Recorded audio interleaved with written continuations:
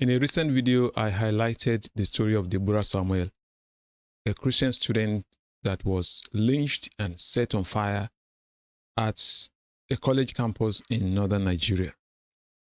And all her crime was that she protested the posting of Islamic propaganda, Muhammad propaganda, on a WhatsApp group that was meant for group discussions, academic interactions, tutorials, things of that nature.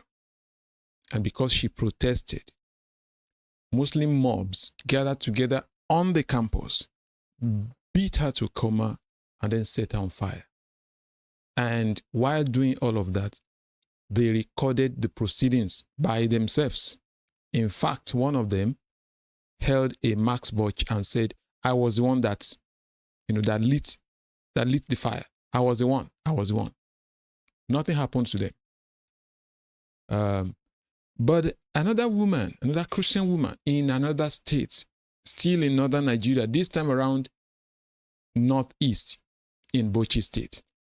On social media, she wondered what kind of Nigeria this was. And because she condemned the killing of Deborah Samuel, she too was arrested. Remember, the killers of Deborah Samuel are now walking free. They are on the streets. But this other woman spent 18 months in jail without conviction. She was arrested for whatever, phantom offenses. Up to today, we don't know what exactly her offense was. But I'm dedicating this video to that other woman that spent 18 months in jail. Her name is Rhoda Jatau. I'll be sharing her story here in this video. I'll start from here. You can see that on my browser, I have here, I simply typed this, as you can see. I typed, lady jailed over death of Deborah Samuel. That's what I typed. And you can do the same thing and see what is going to come up. So the first story that came up was this, Rhoda Jatau. So let's see. This is the summary. Healthcare worker Rhoda Jatau, who has already spent 18 months in detention for protesting the killing of Deborah Samuel Yakubu, a Christian girl by Muslim fanatics. No, they are not Muslim fanatics. See, let's straighten things up. This kind of political correctness has to stop. They are not Muslim fanatics. They are simply Muslims. Now, I understand there are so many Muslims who would not do the same thing, who would not kill other people, but essentially these are Muslims. They are carrying out what Islam teaches. So stop calling them Muslim fanatics. They are Muslims. Or you call them jihadists, or you call them Islamists. That's okay. But at least let Islam come up in your description and don't tone it down. So let's go. I will read it as, by Muslims in Sokoto will remain in jail after her case submission before a high court in Bauchi State was dismissed on Monday. She will remain in jail. Can you beat that? So the case was dismissed. So here is the news. Let's read together. Now, this was published on November 28, 2023. Remember, she had been detained for about 1.5 years at this time. She was detained in May 2022. So this was from May 2022 to November 2023. That's 1.5 years. She was released about a month after that, after this news, when pressure continued to mount. So here is the thing. This is what we read. This is in spite of outrage by rights activists and the international community who insist that her incarceration is unjust. Mrs. Jatau was arrested by the State Security Service in May 2022. Have you seen that? After she shared a video that condemned the lynching of Deborah, a Christian college student accused of blasphemy and set ablaze in daylight by Islamists, I would say. So I don't follow political correctness. Jatau is facing charges of inciting public disturbance. Coincidentally enough, this was what the killers of Deborah Samuel were charged with: inciting and disturbance. They actually killed they killed somebody, their own mate, their cosmate, a woman.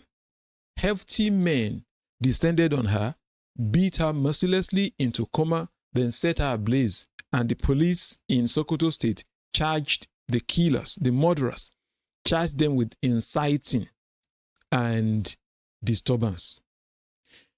Now, somebody who complained about the killing, who shared a video that condemned the killing, was then arrested and charged with the same offense that the killers were charged with. But you know what? This time around, she was not released. She wasn't released, but the killers were released. This is Nigeria. This is one Nigeria. This is what the Nigerian government is trying to hide. They're trying to tell the international community that no, it's not true. This is Sharia. Because these states we're talking about, the Sharia states in Nigeria. So let's read along. Exciting contempt of religious creed.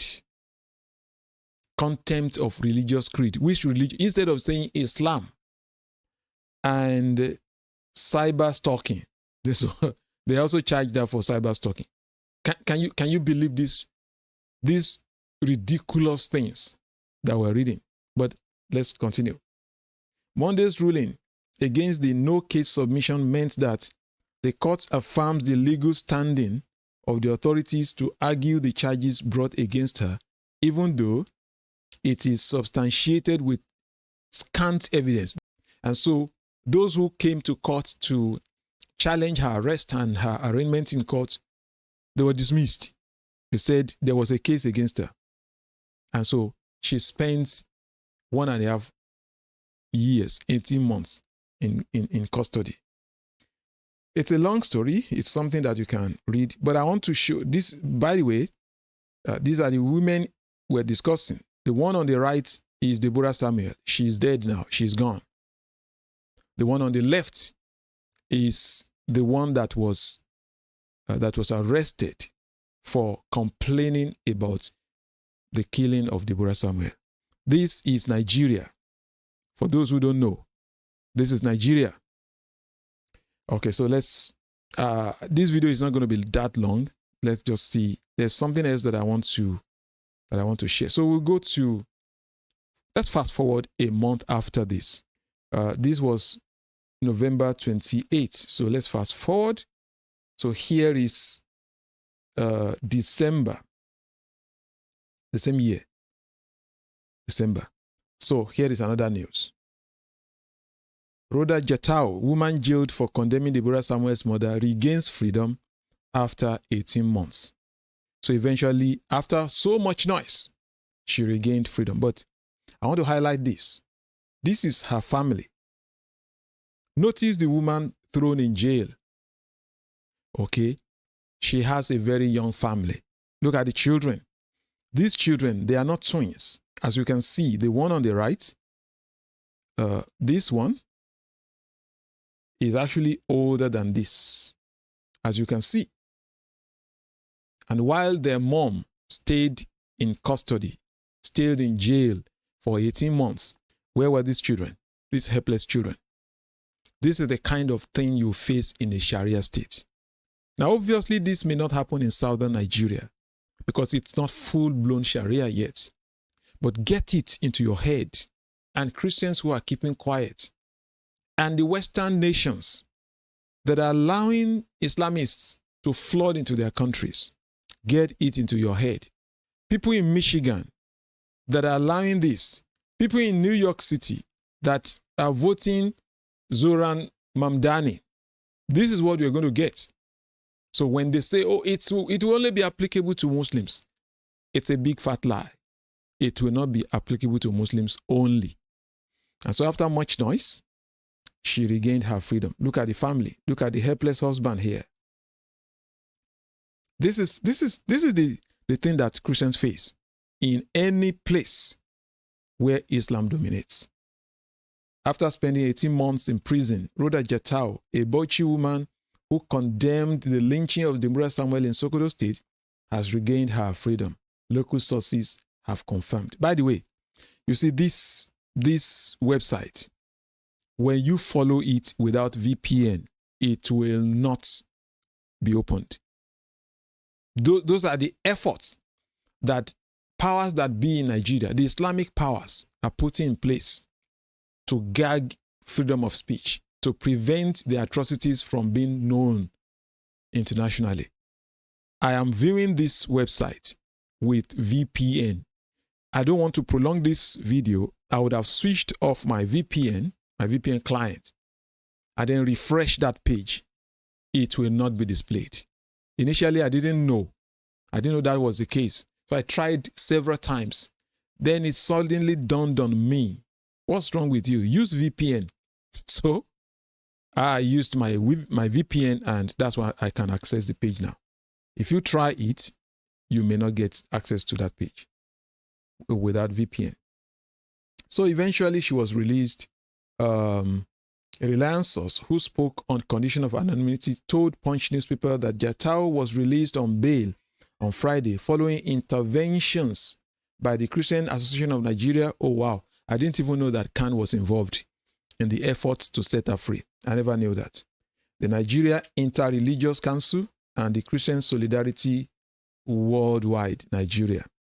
All right. Her release was also confirmed by an announcement by the International Organization for Peace and Social Justice, a UK-based non-profit that helped coordinate advocacy for Mrs. Jatau's freedom on conditional terms Friday night. Conditional terms. I don't know what terms are. So my main goal is to highlight the plight of this woman and what her children went through and what her husband went through for 1.5 years. For doing what? For condemning the killing of a sister, her own. I don't mean her blood sister. I mean her Christian sister that was lynched and set on fire on a college campus in another state in Nigeria, a Sharia-infested state in Nigeria. And that was all. So when people say, oh, well, it's not true. It's not. What you can see this. You can see this. So I just wanted to share that and to let people know what exactly is happening. This is an attempt to stop Christians from complaining. You kill them, you persecute them, you destroy their farms, you rape their girls and women, and yet they cannot talk. If they raise their voices, the reason I'm talking now is because I am not in a Sharia state in Nigeria. If I were in a Sharia state, I wouldn't be free to talk. So this is Sharia, and those who are not living in Sharia states should do everything possible to resist it, because it is hell on earth for non-Muslims, particularly Jews and Christians. So if you have enjoyed this video, please consider liking it and subscribe if you have not done so, and share with other people, so that the light of Christ can shine and that together we can banish darkness from our land. Thank you, and God bless you.